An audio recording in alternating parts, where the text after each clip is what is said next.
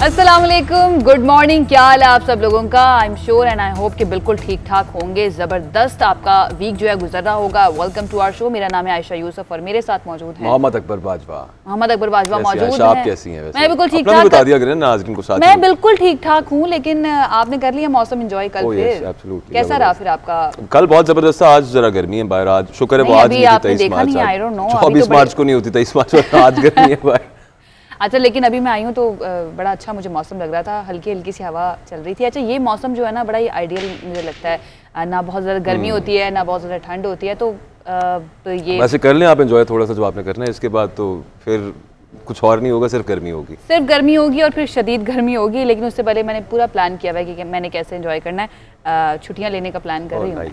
चलें, आज के टॉपिक्स पर आ जाते हैं कि आज हमने किन किन टॉपिक्स पर बात करनी है। सबसे इम्पॉर्टेंट, सबसे ज़रूरी, जिसके बगैर जो है मुझे लगता है कि अगर हम इस टॉपिक पे बात ना करें तो मेरे ख्याल से कोई फ़ायदा नहीं होगा हमारे शो का। सबसे पहले हमें कोरोना की बात करनी है कि इस वक्त मुल्क में क्या सूरत हाल है और इसकी वैक्सीन से मुतालिक क्या अब जो पेशरफ्त है वो सामने आई है। ट्रांसपेरेंसी इंटरनेशनल ने वज़ीर-ए-आज़म इमरान खान साहब जो हैं उनको एक ख़त लिखा है और उस ख़त में ये कहा गया है कि ड्रैब की जानिब से ये इजाज़त देना कि निजी शोबा भी ये वैक्सीन दरामद कर सकता है और उसे बेच सकता है, ये करप्शन के नए दरवाजे खोल सकता है। ख़त लिखा क्यों है वैसे? इस पे बात करेंगे आज। इस पे बात करेंगे। कितना जायज़ है या नाजायज़ है उसमें जो बातें की गई। एग्जैक्टली। इसके साथ साथ विमेन सेफ्टी ऐप पर बात करेंगे। ये ऐप किसने बनाई है, क्या काम करती है? बहुत दिनों से आप करना चाह रही हैं। मैं बहुत दिनों से करना चाह रही हूँ, लेकिन वही बात है कि वक्त नहीं बचता, जिसकी वजह से हम नहीं कर पाते हैं इस पर बात। आज हम लाजमी करेंगे क्योंकि हमारा दूसरा टॉपिक है। इसके साथ साथ एक तालीम जो है वो कितनी ज़्यादा ज़रूरी है और इस तालीम को कहते हैं ना कि इल्म हासिल करो चाहे तुम्हें चीन जाना पड़े। बचपन से ही हम सुनते आए हैं, लेकिन इस तालीम को हासिल करने के लिए लोग क्या क्या जतन करते हैं, कैसे आला तालीम याफ्ता हैं और डिसेबल्ड हैं और उन पर क्या बीत रही है स्टोरी हमारे साथ, इसके ऊपर हम बात करेंगे। चलें जी, आगाज़ करते हैं अपने पहले टॉपिक से। मुल्क भर में कोरोना की तबाहकारियाँ जो हैं वो जारी हैं। 24 घंटे के दौरान 30 अफराद ज़िंदगी की बाजी हार गए हैं। मज़ीद 30 अफराद। कोरोना से बचाव के लिए वैक्सीनेशन जो है उसका अमल भी जारी है। हुकूमत की जानिब से निजी अस्पतालों को वैक्सीन दरामद करने की इजाज़त देने का मामला जो है वो इस वक्त मुल्क भर में ज़ेरे बहस है और इसकी वजह ट्रांसपेरेंसी इंटरनेशनल का वज़ीर-ए-आज़म इमरान खान को लिखा गया ख़त है। क्या लिखा गया? ट्रांसपेरेंसी इंटरनेशनल पाकिस्तान ये कह रही है वज़ीर-ए-आज़म इमरान खान से कि वो कोरोना वैक्सीन की जो निजी बुनियादों पर यानी कि प्राइवेटली अगर कोई उसे इम्पोर्ट कर रहा है, दरामद कर रहा है, तो इजाज़त देने की जो पॉलिसी थी उस पर नजरसानी करें और मुकम्मल तौर पर बल्कि उसे मनसूख कर दें। बिल्कुल इजाज़त ना दी जाए उसे इम्पोर्ट करने की। पूरी दुनिया में कहा गया कि हुकूमतें जो हैं वो वैक्सीन के हुसूल के और अपने शहरियों के को वैक्सीन लगाने के लिए मंगवा रही हैं खुद और मुफ्त लगा रही हैं शहरियों को। अच्छा, अमेरिका में रियासत की जिम्मेदारी होती है। 42 डेज के अंदर जो बाइडन के सदर मुंतखब होने के बाद 42 डेज के अंदर उन्होंने 100 मिलियन वैक्सीन जो हैं वो लोगों को लगा दी हैं, जो उन्होंने अपने पूरे 100 दिन के लिए ये मुकर्रर किया था टास्क। तो ये बहुत बड़ी बात है। इसका मतलब है कि वो कितने ज़्यादा सीरियस है कि तमाम लोगों तक वैक्सीन पहुंचे। और ऐसे में आप ये सोचें, अगर वहाँ पर प्राइवेट शोबा जो है, निजी शोबा जो है, उसके पास वैक्सीन आ जाती तो फिर वो किस तरह से। बात दुरुस्त, लेकिन वो रियासत कितनी अमीर है, उसका हमारा क्या मुकाबला है? नो डाउट, लेकिन ये वो तो $1.9 ट्रिलियन का उन्होंने सिर्फ एक रिलीफ पैकेज दे दिया। वो घर बैठे लोगों को $1400 दे रहे हैं। निजी शोबे को इजाजत देना वैक्सीन दरामद करने की, आपको नहीं लगता कि एक्सप्लॉइट करेंगे वो? मुझे लगता है नहीं। अगर रियासत उस पर कुछ जैसे इन्होंने कैप की है उसकी प्राइस और कुछ अगर कंट्रोल अपना थोड़ा स्ट्रिक्ट करे तो इसको कंट्रोल किया जा सकता तो है। ड्रैप ने जो अभी तक कीमतें बताई हैं, जो मुकर्रर की हैं, काबीना ने कह दिया है निजी शोबे के प्रेशर डालने के बाद कि इस पर दोबारा से नजरसानी की जाए और इसकी कीमतें मजीद भी बढ़। वैसे एक बात है, ये 8,450 रुपए तकरीबन मुकर्रर की गई ना, 9,000 चलें अगर बहुत ही ज्यादा हम लगा लें। आलमी सतह पे वो कह रहे हैं कि स्पुतनिक 5 की जो कीमत है $10 है। $20 मतलब वो $20 जो है उसके दरमियान। वैसे सुना है सिंगल शॉट है, लेकिन चलें $20 हो गई। $20 इसको कंपेयर करना 20 वैसे $20 कितने के बनते हैं? $20 ऑलमोस्ट आप कह सकते हैं 200 से 4,000 कर लें। 4,000 हाँ एग्जैक्टली इस तरह से बनते हैं। 3-4,000 कर 3 से 4,000 के दरमियान। वो जिसने मंगवानी है उसने कुछ वहाँ पे इंपोर्ट पे भी पैसे देने हैं, उसने फिर लॉजिस्टिक्स फिर उसको एडमिनिस्टर करना, फिर अमले लगानी है, उन्हें तनख्वाहें ड्रैप की कवानीन तो देना उन्हें कि नहीं देना। ड्रैप की कवानीन है 2018 के मुताबिक। उसके मुताबिक एक तो जो लैंडिंग कॉस्ट होगी किसी भी वैक्सीन की, किसी भी दवाई की, वो, और उसके साथ साथ 40% तक मार्कअप आप ले सकते हैं। किसी भी दवाई के लिए अगर ये ज्यादा है, लेकिन इस वक्त जो वो कीमत बता रहे हैं वो 160% ज्यादा जो उसकी लैंडिंग कॉस्ट है और जो उसकी कीमत है 160% जो है वो ज्यादा रखी गई है। मतलब उसमें सिर्फ वो जो साथ उसके कॉस्ट आएगी उसको रखने की, फिर उसको मंगवाने की और कोई ड्यूटी भी शायद चलें, ड्यूटी उसको नहीं, उस पर ड्यूटी अगर उसको एग्जेम्प्ट भी कर दें ड्यूटी से, लेकिन फिर जिन्होंने एडमिनिस्टर करनी है जो अमला रखा हुआ है वो, और फिर प्राइवेट सेक्टर पे पैसे कमाने के लिए होता है। और तीसरा आशा ये कि बड़े दिनों से बात हो रही है कि इंडिया में ये वैक्सीन बन रही है, वो वहाँ पे प्राइवेट सेक्टर बना रहा है। प्राइवेट सेक्टर हर जगह पे कोई फीसिबिलिटी काम तो कर नहीं रहा होता, उसे कुछ ना कुछ इंसेंटिवाइज तो आपने करना होता है। लेकिन आपने देखा कि हमारे मुल्क में ये पहली दफा इशू नहीं है और डेफिनेटली दूसरों मुल्कों में भी होगा कि जो ड्रैप है उसके ऊपर हमेशा इशू आता है कि ये कीमतें इतनी ज़्यादा क्यों बढ़ रही हैं। लाइफ सेविंग ड्रग्स की हम पास में बात करते हैं कि कीमतें किस तरह से बढ़ती रही हैं, तो ये बहुत ज़्यादा सिचुएशन जो है ना बढ़ती जा रही है और ख़राब होती जा रही है। इस पर बात कर लेते हैं। नासरा इकबाल साहिबा हमारे साथ लाइन पर मौजूद हैं, उनसे जानते हैं कि वो क्या कहती है सूरत हाल पर और कितनी तशवीशनाक हो सकती है ये सिचुएशन अगर निजी शोबा जो है वो वैक्सीन की कीमतें बहुत ज़्यादा बढ़ा देता है। नासरा साहिबा बहुत शुक्रिया हमें ज्वाइन करने के लिए। आपने ख़त लिखा है वज़ीर आज़म इमरान खान को, सबसे पहले तो ये बताइए कि इसमें क्या निकात उठाए गए हैं? तमाम अखबारों में ट्रांसपेरेंसी इंटरनेशनल की तरफ से एक ख़त छपा हुआ है जो हमने प्राइम मिनिस्टर के प्रिंसिपल सेक्रेटरी आज़म खान को भेजा है कि कोविड की वैक्सीन पाकिस्तान में इंपोर्ट करने के लिए निजी शोबे को क्यों इजाज़त दी गई है। तमाम दुनिया में अभी तक तो जो रियासत है वो ये टीके लगा रही है और जहाँ कहीं निजी शोबे को मिली भी है इजाज़त, जैसे हिंदुस्तान में है, तो वहाँ ये जो वैक्सीन की कीमत इंपोर्ट के वक़्त है वो पाकिस्तान के रेट से 150 गुना कम है। अगर वहाँ 100 रुपये की बिक रही है तो यहाँ वही चीज़ जो कीमत है इंपोर्ट की वो 160 से भी ज़्यादा है। तो इसकी वजह क्या है? तो पहली बात तो ये है कि ये हुकूमत पाकिस्तान बताए कि कौन सी वैक्सीन दुनिया के दूसरे मुल्कों में कितने की बिकती है और कितने की इंपोर्ट होती है और पाकिस्तान में क्या वजह है कि पहले इसका रेट कुछ और था, ख़ास तौर पे जो स्पुतनिक वैक्सीन आ रही है रूस से, उसका रेट कुछ और कोट किया गया था और फिर एकदम वो डबल हो गया। ठीक है। अच्छा, ये भी निशानदेही की गई है मैडम कि जो निजी शोबे को वैक्सीन लगाने की इजाज़त मिलेगी उससे करप्शन का नया बाब खुलेगा, तो ट्रांसपेरेंसी इंटरनेशनल को इस बारे एग्जैक्टली तहफ़्फ़ुज़ात हैं क्या? निजी शोबे में मंगवाने की ज़रूरत क्या है? सेहत की सहूलत आवाम को देना ये रियासत की ज़िम्मेदारी है और ये हमारा उमरानी मुआहदा है रियासत से कि तालीम दे शहरियों को, सेहत दे और रोज़गार दे।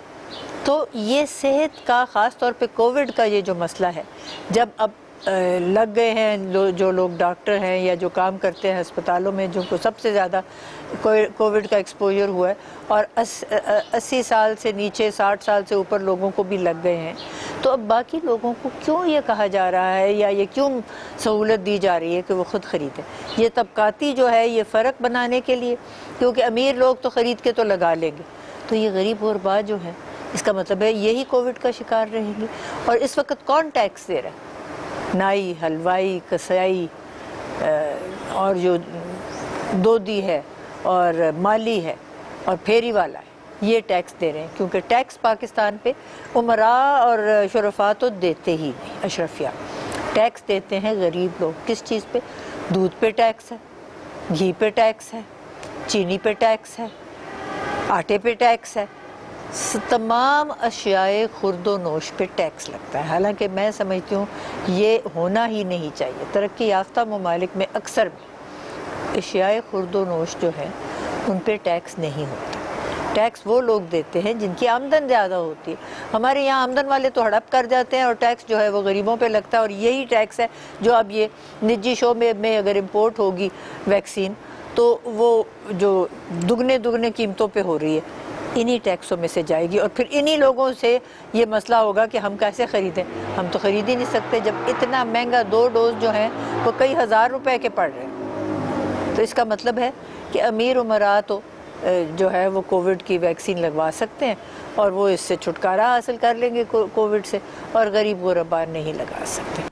अच्छा नासरा साहिबा, इस वैक्सीन की क्या इंपॉर्टेंस है पूरी दुनिया ही इस वक्त जानती है और हर कोई चाहता है कि उसको वैक्सीन जो है लगे, लेकिन पाकिस्तान में ऑलरेडी ये बहुत ही देर से पहुंची है और जब पहुंची है तो वो भी मरहलावार लग रही है कि पहले फ्रंट लाइन हेल्थ वर्कर्स को लगेगी, फिर 60 साल से ज़ायद उम्र के अफराद को लगेगी। अभी सबके लिए अवेलेबल नहीं है जो हुकूमत इस वक्त लगा रही है। और ऐसे में अगर निजी शोबा जो है उससे भी ये सहूलत ले दी जाती है कि वो अभी नहीं इम्पोर्ट कर सकते या नहीं बेच सकते हैं, और जो लोग लगवाना चाहते हैं पैसों के एवज वो भी इससे महरूम रह जाते हैं, तो ये तो फिर बड़ा मसला हो जाएगा। आपको क्या लगता है कि हुकूमत क्या कर सकती है ऐसा कि निजी शोबा भी अपना काम करता रहे और शफाफियत भी बरकरार रहे?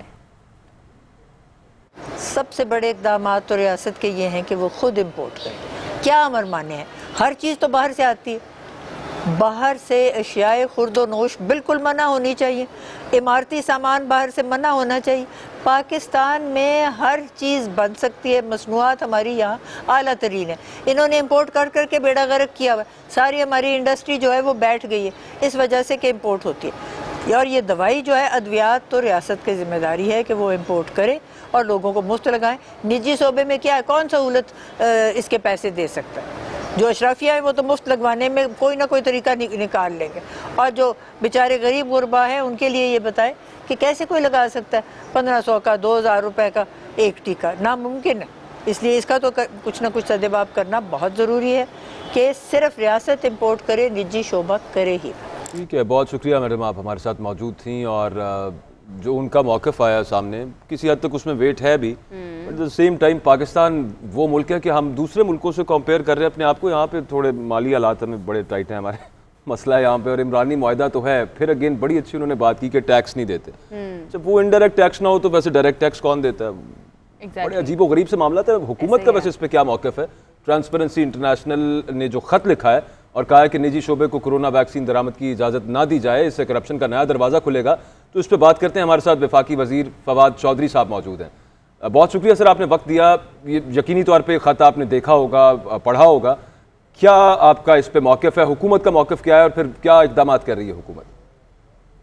पहली बात तो यह है कि एमनेस्टी इंटरनेशनल की तरफ से जिसने भी खत लिखा है, मुझे लगता है उन्होंने पढ़ा भी नहीं है कि ये है क्या इस इशू और आप कर क्या रहे हैं। तो ऐसे ही बैठे बैठे बोर हो रहा था, उन्होंने खत लिख दिया। ऐसे नहीं होता। देखिए, हुकूमत पहले ही अनाउंस कर चुकी है कि तमाम लोगों को मुफ्त वैक्सीन मिलेगी। अब जो लोग जंप करना चाहते हैं, अब हमारे यहाँ 10-12 करोड़ लोग हैं जिनको वैक्सीन लगनी है। जाहिर है उसका एक कम्प्रिहेंसिव तरीकाकार है। हर आदमी को आप कहेंगे 2 हफ्तों में तो नहीं लग सकती, इसके लिए एक अरसा दरकार होगा। आप कई लोग हैं जो कि अफोर्ड कर सकते हैं और वो जंप करना चाहते हैं लाइन। अब उनको ये मौका है कि आप अपना वैक्सीन लगवाना चाहते हैं, आप अपने पैसे दें और वैक्सीन लगवा, जो है वो उसको मंगवाना चाहता है। तो ये तो एक सहूलत वाली बात है। अदरवाइज तो हुकूमत ने तो मुफ्त लगानी है अपनी बारी पे, फिर जो नहीं लगा सकता वो अपनी बारी का इंतजार करें। सही। अच्छा फवाद साहब, ट्रांसपेरेंसी इंटरनेशनल का ये भी कहना है कि आलमी सतह पर ये जो वैक्सीन है रूसी स्पुतनिक, इसकी एक खुराक की कीमत जो है वो $10, जबकि पाकिस्तान में इसकी कीमत 160% ज़्यादा मुकर्रर की गई है। कीमतों में इतना ज़्यादा फ़र्क कैसे हो सकता है? मैंने यही आपको अर्ज किया ना कि ट्रांसपेरेंसी इंटरनेशनल में जिसने भी काम किया उसको फिर इसका पता ही नहीं है, ना ही उन्होंने जहमत किया देखने की कि इस वक्त मार्केट देख लें कि इस वक्त है क्या। मैं उनको ट्रांसपेरेंसी इंटरनेशनल को ऑफर करूंगा कि वो इस तरह करें कि $20 में ला दें। हम जो भी प्राइवेट सेक्टर है वो उतनी खरीदने को तैयार हो जाएगा। इस इशू ये है कि इस वक्त प्राइवेट सेक्टर में तो अवेलेबल ही नहीं है। अगर कोई किसी को अवेलेबल है तो उसका शुक्र करना चाहिए कि अवेलेबल है, और अगर वो ट्रांसपेरेंसी इंटरनेशनल वाले अरेंज कर सकते हैं तो वो कर दें, हमसे ले लें। ये भी बात दुरुस्त है। अच्छा सर, ये बताएं कि एक खदशा उन्हें ये भी है कि करप्शन होगी। वो कहते हैं इस तरह से होगी जब प्राइवेट सेक्टर लगा रहा होगा तो जो हुकूमती वैक्सीन आई हुई है, जो आपने कहा कि मुफ्त लगानी है लोगों को तमाम को, वो यहाँ बेच देंगे और प्राइवेट सेक्टर वो पैसों के एवज फिर लोगों को लगाना शुरू कर देगा। तो इस पर क्या इक़दाम हैं यकीनी बनाया जा सके कि ऐसा कुछ ना हो? नहीं, वो बिल्कुल अलग है। ये बिल्कुल अलग वैक्सीन है, वो बिल्कुल अलग वैक्सीन है। और जो वैक्सीन यहाँ पे आ रही है गवर्नमेंट की, उसमें आ रही है कोटे में, उसका बार कोड ये अलग है, तो वो बिक ही नहीं सकती प्राइवेट मार्केट में। ये दोबारा मैंने जैसा आपको अर्ज किया ना कि जो सबसे बड़ा मेजर प्रॉब्लम हुआ है वो ये हुआ है कि जो ट्रांसपेरेंसी इंटरनेशनल वाले जिसने भी ये लिखा है खत, उसने जहमत ही नहीं की कि कम अज कम किसी इन्फॉर्म मार्केट से या लोगों से कुछ पूछ ही ले कि ये कैसे मामला है और कैसे चलना है। और वैसे ही उन्होंने रात को घर पे बैठे खत लिख दिया, पता नहीं किसने लिख दिया। ठीक है, बहुत शुक्रिया। फवाद चौधरी साहब हमारे साथ मौजूद थे और अकबर कह रहे हैं कि वो ऐसा हो नहीं सकता कि स्पुतनिक वैक्सीन जो है वो साइनोफार्म के नाम पर बेची जा सके, लेकिन फवाद साहब जो है ना वो शायद जानते नहीं है पाकिस्तान में कितने टैलेंटेड है और इस तरह के मामलात में ना कितना उनका दिमाग चलता है। तो इसके ऊपर फिर भी इसको इतना मेरे ख्याल से इजी लेने की जरूरत नहीं है, इसके ऊपर भी थोड़ा चेक एंड बैलेंस रखने की जरूरत है। उनका मतलब ये है कि अगर आपका जो होते हैं आपके ड्रग इंस्पेक्टर्स होते हैं वो अगर सही अपनी जिम्मेदारियां सर अंजाम दें और फिर साथ साथ हाँ एब्सोल्युटली यही तो ट्रांसपेरेंसी कह रही है कि वहाँ पे करप्शन का नया बाब इस वजह से खुल जाएगा कि उन्हें दिहाड़ी लगाने का एक और मौका मिल सकता है। बट अपार्ट फ्रॉम दैट उस बात में उनकी बड़ा वेट है। वो जो पहले बात कर रहे थे कि निजी शोबे को जो इजाज़त दी गई है वैक्सीन मंगवाने के लिए, तो वो कुछ ऐसी बात नहीं है कि ये आप बिल्कुल यूं कह दीजिए। मैं आपसे पहले भी पूछ रहा था ना, उन्होंने भी ये जवाब दिया कि कहाँ $20 160% ज़्यादा कहाँ कैसे। अच्छा, ट्रांसपेरेंसी इंटरनेशनल ये बात कर रहा था तो डेफिनेटली ये सवाल करना हमारा बनता था और उनका मौक़िफ़ भी अब आ गया कि हुकूमत इस बारे में क्या सोच रही है। लेट्स सी कि अब क्या होता है और हम आगे बढ़ते हैं अपने अगले टॉपिक की जानिब जो है ख़वातीन से मुताल्लिक़। बिल्कुल एब्सोल्युटली। अच्छा, यहाँ पे ये पाकिस्तानी ख़वातीन जो हैं उनको सिक्योर किस तरह से किया जा सकता है, क्योंकि प्रोफेशनल लाइफ में मर्दों के शाना बशाना ख़वातीन खड़ी हैं और मुल्क की तरक्की में अपना भरपूर किरदार है उनका, लेकिन ख़वातीन खुसूसन जो वर्किंग वुमेन है उन्हें अपनी रोज़मर्रा ज़िंदगी में कई मसाइल का सामना करना पड़ता है। मतलब उन्हें हरासा किए जाने का मामला सबसे ज़्यादा तशवीशनाक रहता है। लेकिन एट द सेम टाइम इसमें जो मुसलसल इजाफा हो रहा है इसकी रोकथाम के लिए क्या किया जा रहा है, तो बड़ा अच्छा एक इक़दाम है जो हुकूमत कोशिशें की जाती रही हैं, लेकिन अब ठोस कोशिशें जो है ना वो नज़र आना शुरू भी हो गई हैं। और एक मसला जो है वो ये भी होता है कि ऐसे वाक़यात जो होते हैं जहाँ पर ख़वातीन को हिरासा किया जाता है अकबर उनको रिपोर्ट ही नहीं किया जाता, क्योंकि सबसे पहले ख़वातीन ये सोचती हैं कि अगर हम रिपोर्ट करने जाएंगे तो सबसे पहले आपके ऊपर ही बातें करना शुरू कर दी जाएंगी। थाने में जाना जो है वो बहुत बड़ी बात समझा जाता है। माइंडसेट भी ऐसा है ना, मर्द हज़रात जो है वो भी जाने से डरते हैं, तो ख़वातीन तो बिल्कुल नहीं रेप केस आपको याद है जिसमें और फिर सीसीपी की स्टेटमेंट आपको याद होगी। एग्जैक्टली, और उसको किसी ने आकर मना भी नहीं किया कि आप इसको गलत कह रहे हैं, सिवाय सोशल मीडिया के या जो वहाँ से कुछ प्रेशर है उसके बाद भी वो जस्टिफाई करते रहते। खैर बिल्कुल ऐसे ही। बहरहाल एक अच्छा काम किया गया और वो ये है कि विमेन सेफ्टी ऐप अब मुतारिफ करवाई गई है। इस एप्लीकेशन पर एक क्लिक से पुलिस, हाईवे पुलिस और खातून के करीबी अजीज समेत मुतल्लिका इदारे जो है उनको एक इमरजेंसी अलर्ट का मैसेज चला जाएगा और उनकी लोकेशन भी पहुंच जाएगी। इनके बहुत ही आसान हो जाएगा और आप अपने आप को महफूज तस्वुर करेंगे। चिन्योट पुलिस ने इस हवाले से ख़वातीन में आगाही के लिए खुसूसी मुहिम भी चलाई है और ज़िला भर के इदारों और जो सिविल सोसाइटी है वहाँ पर सेमिनार्स का इनेकाद जो है वो किया जा रहा है। इस ऐप के इस्तेमाल के हवाले से गुफ्तगू करते हैं। हमारे साथ मौजूद हैं शरीफ सब इंस्पेक्टर लारेब शाहिद साहिबा जो हेल्प डेस्क की इंचार्ज हैं और जानते हैं कि ये ऐप जो है वो किस तरह से काम करते हैं। लारेब साहिबा, बहुत शुक्रिया हमें ज्वाइन करने के लिए। बताइएगा ये ऐप बनाने का ख्याल जो है वो किस तरह से आया, किस तरह से ये काम करती है और कैसे ख़वातीन की मदद करेगी? आईजी पंजाब के स्पेशल इनिशिएटिव के तहत लॉन्च की गई है। बेसिकली एक मोबाइल एप्लीकेशन है जिसका मकसद फ़ीमेल्स को मैक्सिमम सिक्योरिटी प्रोवाइड करना है। आपने पूछा ये किस तरह काम करती है। इस ऐप के लिए एक एंड्रॉयड मोबाइल का होना ज़रूरी है। सेकेंडली इस ऐप का मोबाइल में डाउनलोड होना ज़रूरी है। जब आप इस ऐप को एक दफ़ा डाउनलोड कर लेते हैं, डाउनलोड करने के बाद आपसे आपके पर्टिकुलर्स पूछे जाते हैं, आपका नेम, आपका आईडी कार्ड नंबर और अकाउंट को वेरीफाई किया जाता है। इन तमाम प्रोसेस के बाद जब ये वेरिफिकेशन का प्रोसेस कंप्लीट हो जाता है तो आप इस ऐप में रजिस्टर्ड हो जाते हैं और जब इस ऐप में एक दफ़ा आप रजिस्टर्ड हो जाते हैं तो रजिस्टर्ड होने के बाद आप इसका यूज़ कर सकते हैं। फीमेल्स किसी भी जगह पे हैं, उनको किसी भी हंगामी सूरत हाल का सामना है, कोई सिक्योरिटी कंसर्न है, किसी नाखुशगवार हालात का सामना करना पड़ रहा हो, तो इस सूरत में वो इस ऐप को यूज़ करके अपनी सिक्योरिटी को इंश्योर कर सकते हैं। जो इस ऐप से मदद तलब करने का ख्वाहिशमंद हो ख़वातीन जो हैं उन्हें कितनी देर में पुलिस पहुँच जाती है उनकी मदद को? रूटीन में जो 15 का रिस्पांस टाइम है वो 10 to 15 मिनट्स है। तो इन द सेम मैनर जो वुमेन सेफ्टी ऐप के थ्रू जब किसी फीमेल को हेल्प की ज़रूरत होती है तो respond time almost 15 to 20 minutes है। जब भी कोई अलर्ट के बटन के थ्रू कोई रिक्वेस्ट मौसूल होती है तो वो रिक्वेस्ट हेड ऑफिस में जाती है। उस हेड ऑफिस से वो आगे मकामी पुलिस को या जो करीब तरीन पुलिस स्टेशन में वहाँ पे कॉल को फॉरवर्ड किया जाता है और इन शॉर्टेस्ट पॉसिबल टाइम उस केस को रिस्पॉन्ड किया जाता है और उनको प्रोटेक्शन दी जाती है, उनको सिक्योरिटी प्रोवाइड की जाती है। अच्छा लारेब, ख़वातीन किस किस सूरत हाल में इस ऐप का इस्तेमाल कर सकती हैं? हेल्प डेस्क के बनने के बाद फ़ीमेल्स के मसाइल को बेहतर तौर पर सुना जा रहा है। इस हेल्प डेस्क में किस तरह के मसाइल आते हैं वो हैं डोमेस्टिक वायलेंस के, हरासमेंट के केसेस हैं, मियाँ बीवी की लड़ाई झगड़ा, छोटा मोटी नोक झोंक, सास बहू का झगड़ा, कोई लेन देन का मामला है। तो इस तरह की तमाम कैटेगरीज के जो केसेस हैं वो हमारे पास आते हैं। लारेब, ये भी बताइएगा कि ख़वातीन को सिखाएंगे कैसे, आपके तरीक़ाकार क्या है इसको यूज़ करने का, और इस बारे आपने क्या तरीका अपनाया उन्हें बताने का?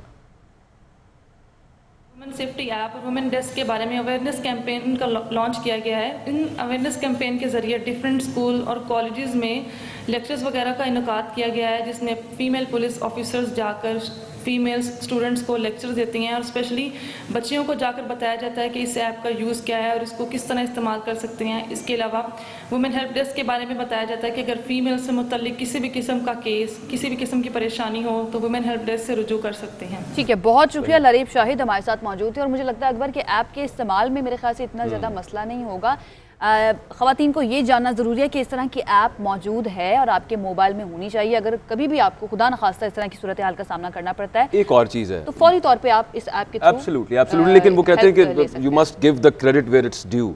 स्पेशल मॉनिटरिंग यूनिट होता था शहबाज शरीफ साहब के दौर में, उसको हेड करते थे सलमान सूफी साहब, ये उनका ब्रेन चाइल्ड था और ये अब आके पाया तकमील को पहुंचा है, लेकिन ये सोच उनकी थी। तो जहाँ पे क्रेडिट बनता है वहाँ पे देना मस्ट है। बिल्कुल बिल्कुल देना मस्ट है। और ख़वातीन मैं जितनी भी देख रही हैं उनसे ये रिक्वेस्ट करूँगी कि ये ऐप जो है आपके मोबाइल में होना ज़रूरी है और बहुत मुश्किल नहीं होगा इस ऐप को इस्तेमाल करना, आपको समझ आई जाएगी क्योंकि बाकी ऐप्स भी तो हम इस्तेमाल बहुत हेल्पफुल करते हैं ना, बहुत हेल्पफुल रहेगी। अब एक ब्रेक ले लेते हैं, ब्रेक के बाद जब वापस आएंगे तो दीगर अहम टॉपिक्स हमारे पास, उन पर बात करेंगे। हमारे साथ रहिए। ब्रेक के बाद खुशामदीद। और अब हम आपकी मुलाकात करवाते हैं ऐसे माली से जिनकी तालीमी काबिलियत जो है वो एमफिल है, लेकिन हालात ने उन्हें दर्जा चहारम की नौकरी करने पर मजबूर कर रखा है। मोहम्मद बिलाल उनका नाम है, उनका ताल्लुक फैसलाबाद से है और ये बसारत से भी महरूम। नाबीना होने के बावजूद लेकिन उन्होंने अपनी मेहनत से उर्दू लिटरेचर में एमफिल की डिग्री हासिल की है।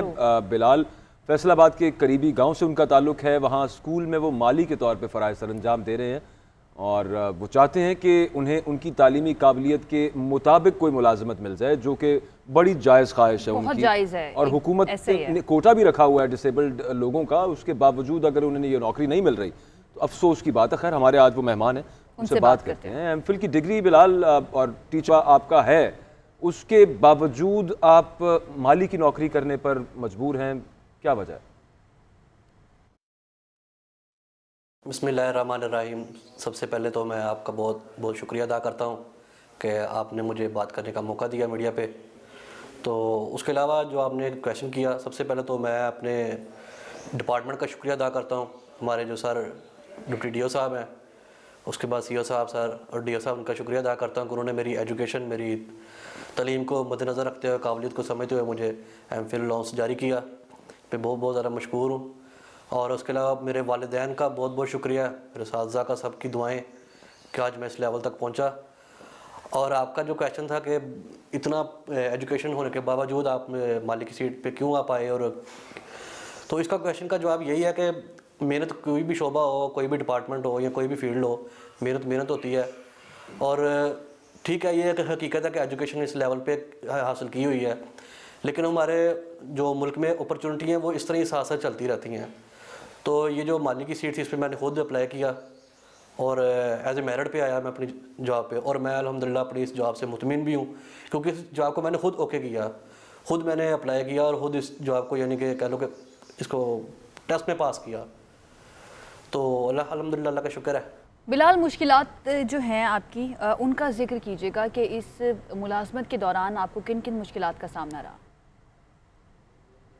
तो आम जो बिना लोग होते हैं उनके लिए बहुत सारी आती हैं, हर मामले में भी आती हैं, जिस तरह उनके साथ आती हैं हमारे साथ भी आती हैं। लेकिन ये कि अगर लोग अच्छे हों, कोऑपरेट करने वाले हों, जैसा कि मैं अब इस स्कूल में जॉब कर रहा हूँ एज ए माली, तो यहाँ का स्टाफ बहुत ज़्यादा कोऑपरेटेड है। हेड मास्टर साहब बहुत ज़्यादा तावन करते हैं, बाकी जो कोलीग्स हैं वो बहुत ज़्यादा तावन करते हैं। तो इस तरह सबके साथ तावन से अल्हम्दुलिल्लाह बहुत ज़बरदस्त तरीके से अपना जो जॉब उसको सर अंजाम दे रहा हूँ। और मैं वैसे भी बैठ के काम नहीं करना चाहता, यानी कि सिर्फ बैठ के सैलरी नहीं लेना चाहता, एज ए अपनी मेहनत पे सैलरी लेना चाहता हूँ, चाहे काम कठिन भी कठिन हो। लेकिन अब जब एक जॉब करनी है, ज़ाहिर बात आपकी एक फील्ड है, आपकी जॉब है, तो बजाय उसको आप बैठो या परेशान हो जो, उससे बेहतर आप उसको लगन से मेहनत से करो और अल्लाह ताला उसका फल भी देता है। बिल्कुल, बहुत ज़बरदस्त आपके ख़यालात हैं इस बारे में। और दूसरा ये बताएं कि अब आपके ख़्याल में कौन सी ऐसी जॉब है जो आप करना चाहते हैं और आप समझते हैं कि वहाँ आप अपनी सलाहियतों को बेहतर अंदाज में इस्तेमाल कर सकते हैं? सलाहियतों की जहाँ तक बात की आपने, वो टीचिंग शोबा है। टीचिंग में एज ए टीचर मैं बहुत अच्छे तरीके से अपनी खिदमत सर अंजाम दे सकता हूँ, क्योंकि मेरी फील्ड एजुकेशन है, एमफिल उर्दू है माशाल्लाह। तो जारी बात है, अपनी एजुकेशन को मद्देनज़र रखते हुए टीचिंग एक ऐसा शोबा है जिसमें मैं बेहतर से बेहतर अपने डिपार्टमेंट की खिदमत कर सकता हूँ।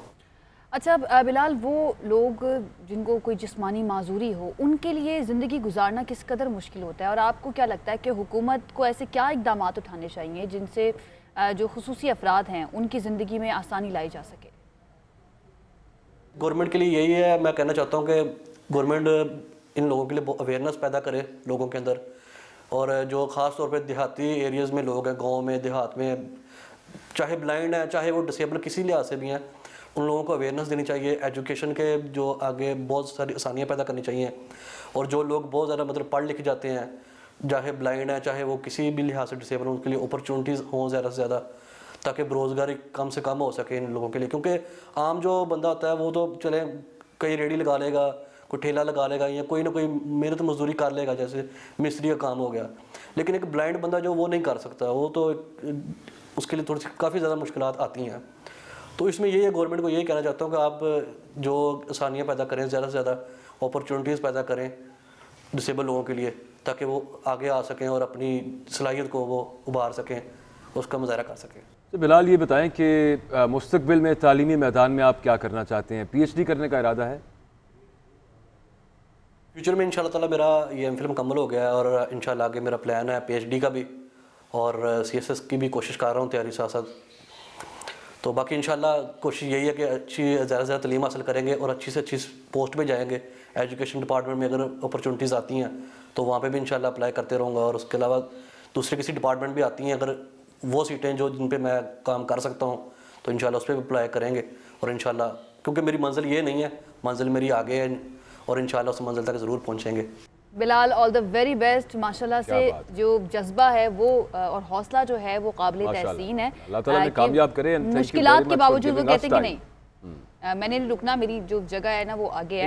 इंशाल्लाह अल्लाह ताला आपको कामयाब करेगा। बहुत शुक्रिया हमें ज्वाइन करने के लिए। अब एक ब्रेक ले लेते हैं। ब्रेक के बाद जब वापस आएंगे तो कुछ रंगों की बात करेंगे, खूबसूरती की, पाकिस्तान की ट्रक आर्ट की बात करेंगे इस ब्रेक के बाद। Welcome back. अब बात करते हैं कुछ पाकिस्तानी ट्रक आर्ट की। दुनिया भर में बहुत मशहूर है, एक मुनफरद मकाम रखती है, और बड़े बड़े देव हैकल ट्रक्स पर अक्सर आपने देखा होगा कि बड़े शोख रंगों से खूबसूरत डिज़ाइन, फूल पत्तियाँ, मुख्तलिफ नक्शो निगार बने होते हैं। और हमारे यहाँ पे वो आर्टिस्ट बड़ी बड़ी कमाल तस्वीरें भी बनाते हैं। सिर्फ फूल नहीं बने होते, साथ साथ जो लिखे हुए होते हैं ना शेर, वो बहुत ही ज़बरदस्त होते हैं। तो मुझे लगता है कि इन फूलों से ज़्यादा ना उनके हमें बात करनी चाहिए। बहरहाल, अब ये जो ट्रक आर्ट है ये रोज़मर्रा इस्तेमाल की जो छोटी छोटी अशियाँ हैं उसके ऊपर भी बनना शुरू हो गई है, और जो आर्टिस्ट हैं वो अपने इस तरह के फ़न बिखेरने लगे हैं, और अक्सर नुमाइशें भी इनकी होती हैं। और हमने ये भी देखा कि दूसरे मुल्कों में, स्पेशली वेस्ट में, इस तरह की ट्रक आर्ट जो है वो पाकिस्तान के नाम से मंसूब करके बहुत ही ज़्यादा मशहूर हो गई है। तो इसी तरह से एक पेशावर के ट्रक आर्टिस्ट हैं सियाल खान, वो हमारे साथ मौजूद हैं, और प्यालियों पे, केतली, कुर्सी, इसके ऊपर वो ट्रक आर्ट बनाते हैं। उनसे बात करते हैं। सियाल, बहुत शुक्रिया हमें ज्वाइन करने के लिए। ये बताइएगा कि ये ट्रक आर्ट जो है इसको बर्तनों में पेशावरी चप्पल और इस तरह से रोज़मर्रा की अशिया जो हैं उनके ऊपर बनाने का ये ख्याल जो है आपको कैसे आया? शुक्रिया GNN न्यूज़ का, जिन्होंने आज मुझे बोलने का मौका दिया है। और बेसिकली मैं तो यही तकरीबन 4 साल से इन बर्तनों पे मैं ट्रक आर्ट का काम कर लेता हूँ, क्योंकि ट्रक आर्ट का काम अभी इतना ज़्यादा नहीं हो रहा है। तो मैंने सोचा क्यों ना मैं इस एंटीक चीज़ों पे काम करना शुरू करूँ। तो मैं ये लालटेन मेरे साथ पड़ा हुआ है, प्याले है, कप है, चैनक है, हर किस्म की एशिया मेरे सामने पड़ा हुआ है, जिन पे मैं पेंटिंग कर लेता हूँ और लोग इसे पसंद करते हैं और इन्हें मुझसे ख़रीदा जाता है। तो सियाल, वैसे दुनिया भर में बड़ा पसंद किया जाता है पाकिस्तानी ट्रक आर्ट को, बल्कि ट्रेडमार्क बन गया हुआ है एक हिसाब से पाकिस्तान का। तो कितनी मांग है आप जो ट्रक आर्ट मुख्तलिफ चीज़ों पर बनाते हैं, और आप ऑर्डर्स वगैरह भी आपको मिले हैं? जी हाँ, बिल्कुल। बेसिकली मेरा जितना पेंटिंग है, जिस चीज़ों पे मैं पेंटिंग बना लेता हूँ, ज़्यादातर तो लोग मुझे इधर AFC और आर्मी वाले इधर आते हैं और मुझसे यही सामान वो ले जाते हैं। इसके अलावा बैरूनी मुल्क भी मेरा ज़्यादातर सामान चला जाता है, मगर उसमें तीसरे बंदे होते हैं क्योंकि उनका कांटेक्ट उधर होता है और इधर वाले के मेरे साथ होता है, तो मैं इस पे पेंटिंग करके उन्हें देता हूँ, फिर वो बाहर मुल्कों को सप्लाई कर लेता है। तो हर चीज़ का अपना एक रेट होता है। जिस तरह चैनक है वो छोटा है, उसका अपना प्राइस होता है 1500-2000 तक मैं बेचता हूँ। जितना बड़ा चीज़ पे मैं पेंटिंग कर लेता हूँ उसमें ज़्यादातर मेहनत होता है, तो फिर उसका प्राइस थोड़ा सा ज़्यादा हो जाता है। और तकरीबन मैं दिन में काफ़ी ढेर सारा काम कर लेता हूँ, मुख्तलिफ चीज़ें मैं बना लेता हूँ। छोटी चीज़ कम टाइम लेता है, जितना बड़ा चीज़ मैं बना लेता हूँ तो ज़्यादातर टाइम लेता है। तो जो ज़्यादा टाइम लेते हैं तो ज़ाहिर है उनका पैसे भी थोड़ा सा ज़्यादा हो जाता है। तो यही 3-4 हज़ार तक मेरा बड़ा पेंटिंग बिक जाता है। अच्छा यार, इतने ये खूबसूरत मुझे लग रहे हैं छोटी छोटी चीज़ें जो बनाई हुई हैं, इनके ऊपर पेंट किया हुआ है, ये दिल कर रहा है कि मैं भी खरीद लूँ। वैसे कीमत क्या है इनकी? तो गांव के एक इलाके शहर में बैठा हूँ, इधर तो मेरे पास कस्टमर आते ही नहीं है। मेरा ज़्यादातर सामान जो है वो मैं फेसबुक के बेस पे बेचता हूँ। उन्हें मुझे ऑर्डर देता है, फिर मैं उनको उन चीज़ों पे पेंटिंग करके उन्हें भिजवा देता हूँ। और बाहर भी जो जाता है वो भी तो तीसरे के हाथों पर जाती है। आप बड़ा ज़बरदस्त काम कर रहे हैं, लेकिन हुकूमत से कोई अपील करना चाहेंगे आप? ये तो पेंटिंग तो KPK की सकाफ़त है। इधर मैं बहुत खूबसूरत मुख्तलिफ़ चीज़ों पे पेंटिंग कर लेता हूँ। अगर हुकूमत मुझे मौका दे इंटरनेशनल सतह पे तो मैं इस तरह एंटीक और ख़ूबसूरत पेंटिंग कर लेता हूँ कि लोग देख के हैरान हो जाएंगे। क्योंकि मैं गरीबी ज़्यादा है, मुझे कोई सपोर्ट नहीं कर लेता है, तो इसलिए मैं इसी वीरान जगह पर पड़ा हूँ। अगर मुझे मौका मिल जाए हुकूमत की तरफ से तो शायद मैं अपने मुल्क के लिए बहुत कुछ कर सकता हूँ पेंटिंग की बेस पर। बहुत शुक्रिया सियार खान हमारे साथ मौजूद थे। और आपने देखा कि वो जो फैन होता है ना, पेडिस्टल फैन, उसके ऊपर भी उन्होंने किया हुआ था, लाल टेन के ऊपर भी। तो मतलब जो घर की आपकी चीजें होती है ना, मेरे ख्याल से इनको बुला के आप करवा भी सकते हैं और इनसे खरीद भी सकते हैं। नहीं, पेशावर से स्पेशली तो नहीं करना है। अच्छा नहीं, पेशावर से नहीं बुलाएंगे, आप ऑर्डर कर सकते हैं। फेसबुक पेज भी आप वहाँ पे भी जाके ऑर्डर कर सकते हैं अगर आपने कुछ मंगवाना हो। इसके साथ ही मैं बिल्कुल कर सकती हूँ। इसके साथ ही वक्त जो है ख़त्म हो गया हमारे शो का। कल एक मरतबा फिर से हाजिर होंगे कुछ नए अहम टॉपिक्स के साथ। तब तक के लिए अपना ख्याल रखिए, हमें इजाज़त दीजिए। अल्लाह हाफ़िज़।